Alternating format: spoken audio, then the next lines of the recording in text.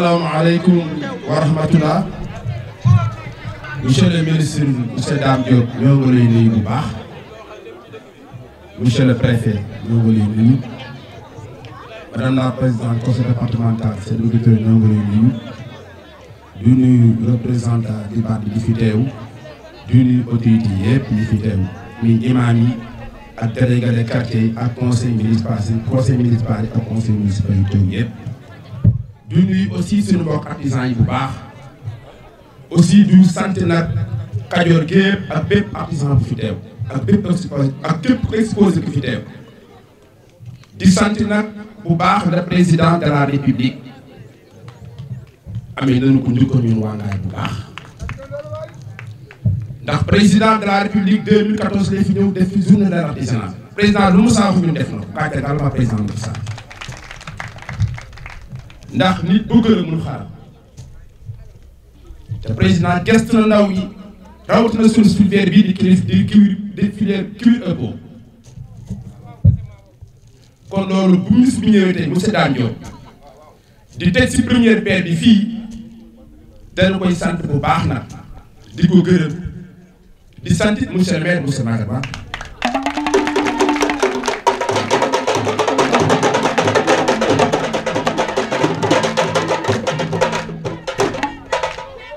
Maguette kenn ku wax yàlla xam ne dëkk bi am na ci taxawaay te liggéey ni te jege du woon jërëjëf.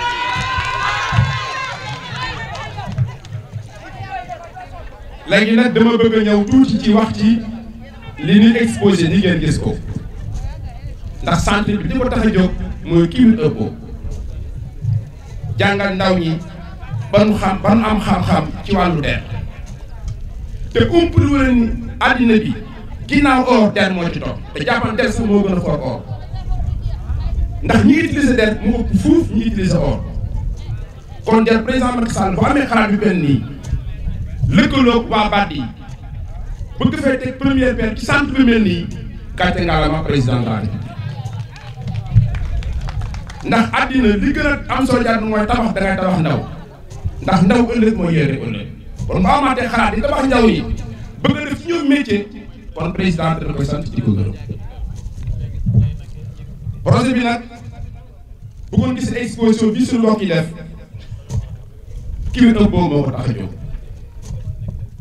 mi ngi commencé ca sàmmkat ba mi ngi commencé ca baykat bi sax laay wax comme ni ko monsieur le maire waxee sànq ndax baykat bi mooy mën a bay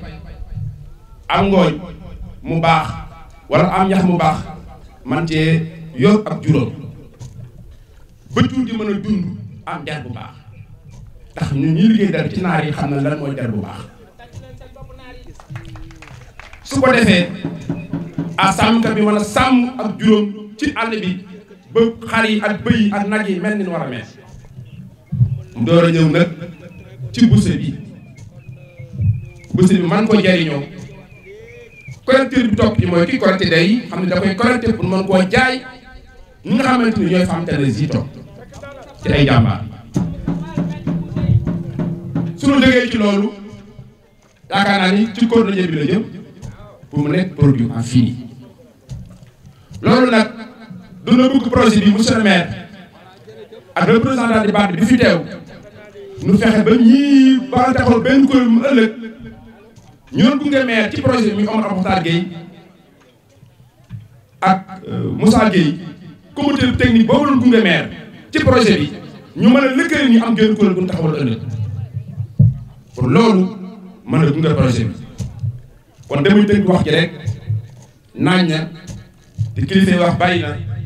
man daal maa ngi ñoo ngi sant suñu mbokki artisans yëpp yi fi teew di góor ñi di jigéen ñi di mag ñi di ndaw ñi particulièrement ñoo ngi sant Moussa Gueye ak Omar Gueye ñoom ci comité technique bi bokkoon ci liggéey seen taxawaay rafet na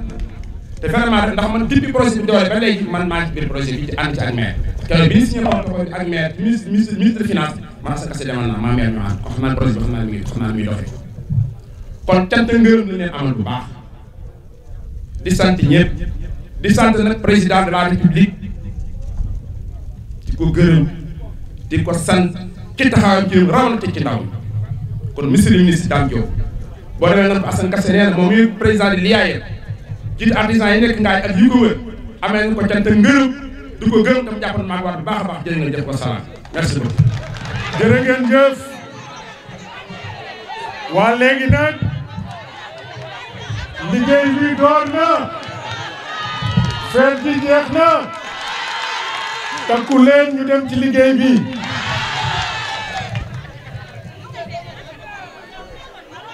Sénégalaises, Sénégalais, population du Kayor, Mécoises et Mécois. Son Excellence, Monsieur Dame Diop, ministre de l'Emploi, de la formation professionnelle, de l'apprentissage et de l'insertion, avec toute la délégation qui vous accompagne, Monsieur le préfet du département de Tivaouane, honorables députés, hauts conseillers des collectivités territoriales, messieurs les chefs religieux et coutumiers, madame la présidente et du conseil, déjà dit, messieurs les maires ou représentants des maires de Mérina Dakhar, Darou Khoudoss, Darou Mokhti, Baba Garage, Koul, Mbayeen, Mboro, Mewane, Ngandiouf, Niakhène, Pekes, Pire, Taïba Ndiaye et Kilmaha, messieurs les élus, chefs de village et délégués de quartier, monsieur les représentants de la Banque africaine de développement, ma sœur Madame Rokhaya Traoré, monsieur le coordonnateur du PDCG, mesdames et messieurs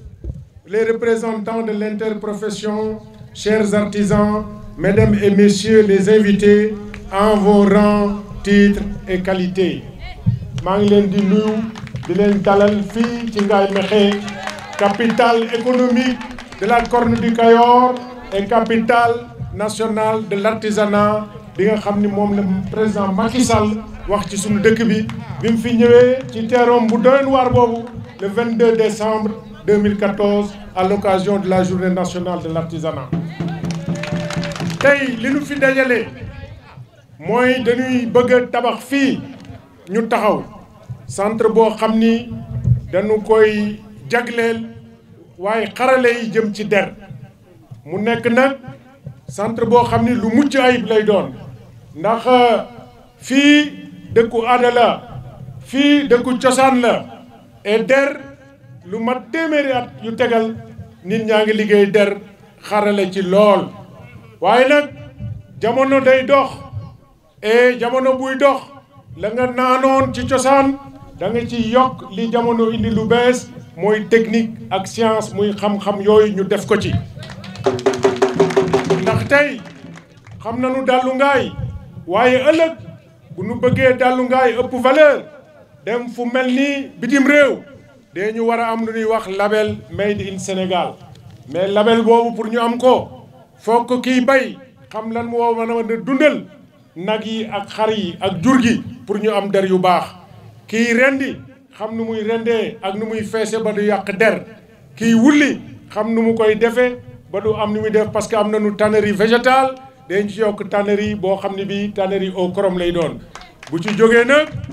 ñu dem ci liy defar der bi gis nañ ko léegi ba nga xam ni fu nu taxaw ci jamono bu nee lii Dallu Ngaye la ci la ñu liggéey ba am léegi made in Sénégal ñu xam ni Sénégal taxaw na mu méngoo ak li président Macky Sall bëgg mooy réew moo xam ni day am émergence réew moo xam ni day fëgg ci porte réew yi nga xam ni ñooy jiite Afrique di jiite àddina kon waa Ngaye ak waa Kajoor takku jot na ñu liggéey parce que président kat li mu fi liggéey ku ko waxul itam gis nga ko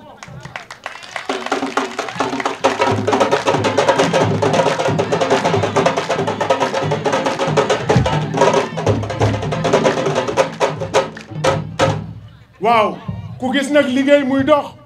ni ngeen jàppe ni liggéey naa Ngaye ba yéen ñëpp ngeen mobilisé wu taxaw sama ginnaaw ku gis ni liggéey nañu Sénégal dañuy taxaw ci ginnaawam kon monsieur le ministre kontaan nañu ci sa ñëw bi kontaan nañu ci sa taxawaay kontaan nañu ci sa xarale kontaan nañu ci sa équipe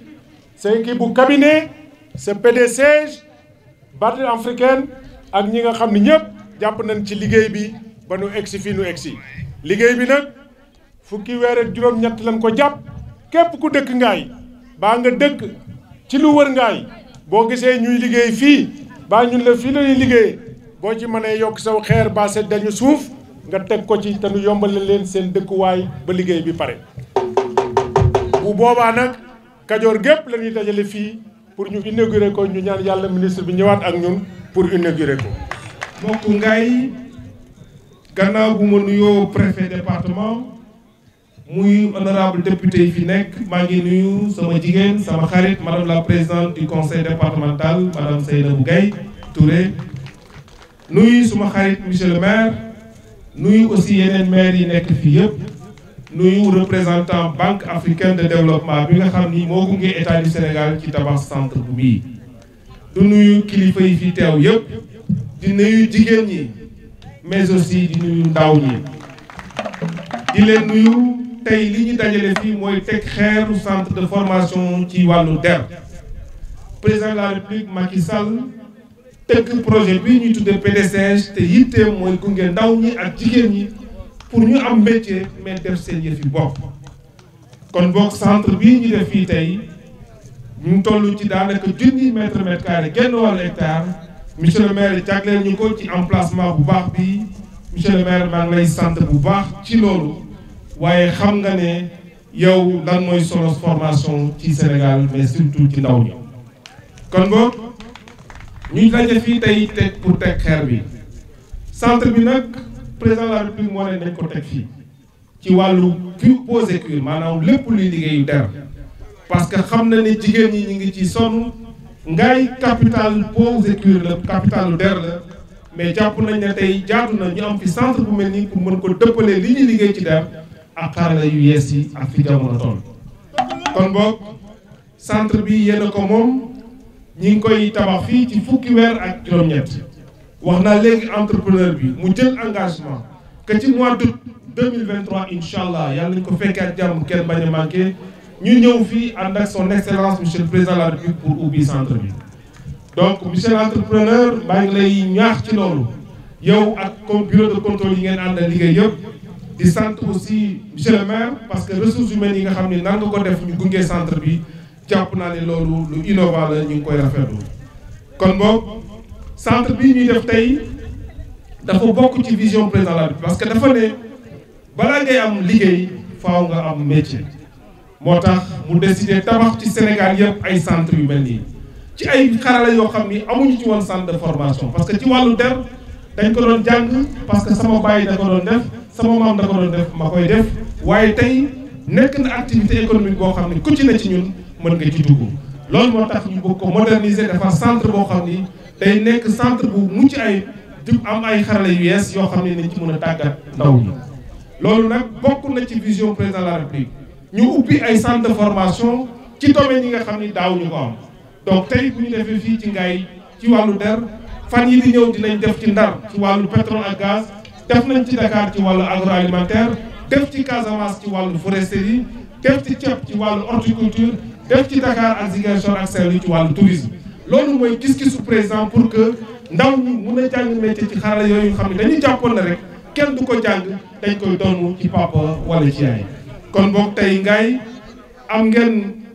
centre boo xam ni mën na indi un plus pour que made in Sénégal bi ñu wax fi dallu Ngaye bi ñu wax ak tous les produits yi ñuy def ci posé cuir ñu mun ko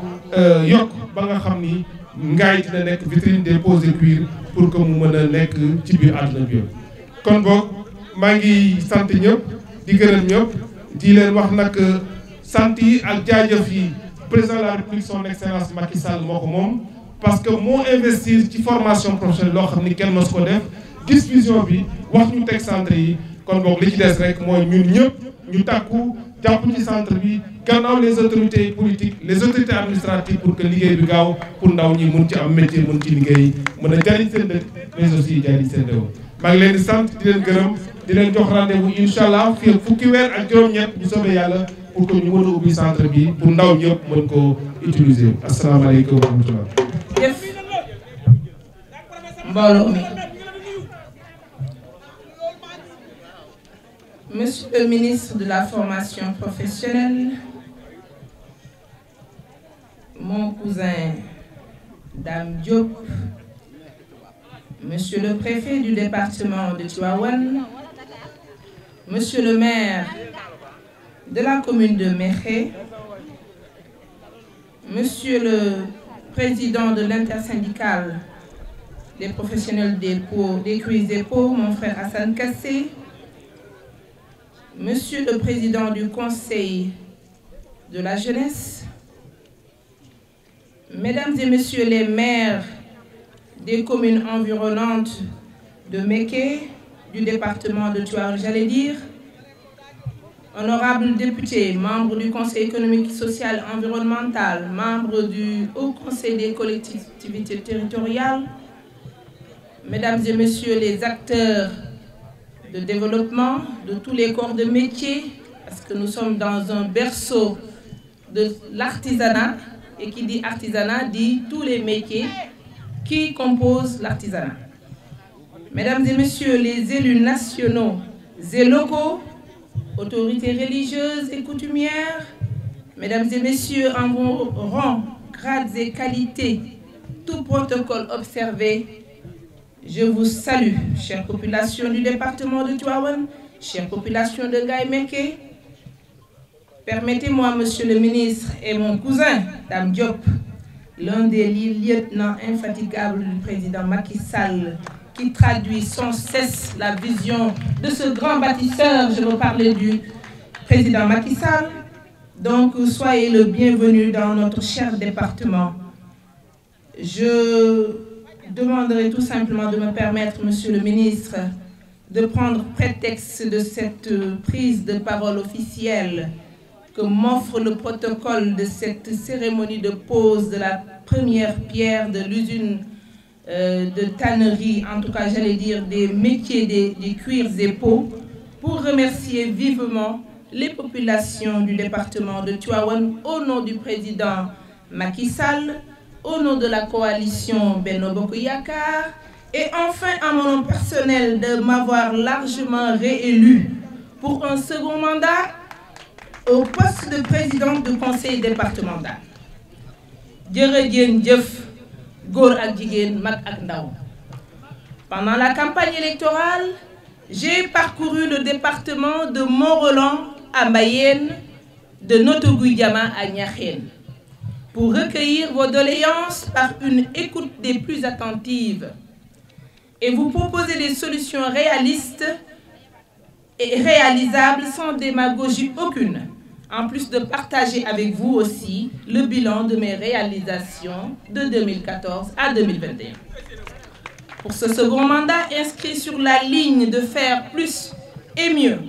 je me réjouis que ma première sortie officielle coïncide avec la pose de la première pierre de cette usine des métiers peaux et cuir, tant souhaitée et qui trouve sa pertinence dans le dynamisme du secteur de l'artisanat, qui discrimine positivement le département de Tivaouane sur l'échelle internationale et nationale, en plus des secteurs miniers, halieutiques et maraîchers, grâce auxquels le département contribue pour 18% dans la création de la richesse nationale. Cette pose de la première pierre est pour moi tout un symbole qui présage et préfigure d'autres poses de première pierre et conséquemment d'autres inaugurations. Monsieur le ministre, monsieur le préfet, monsieur le maire, le plan d'action prioritaire PAP du plan de développement départemental de Tivaouane Horizon 2025 a placé l'artisanat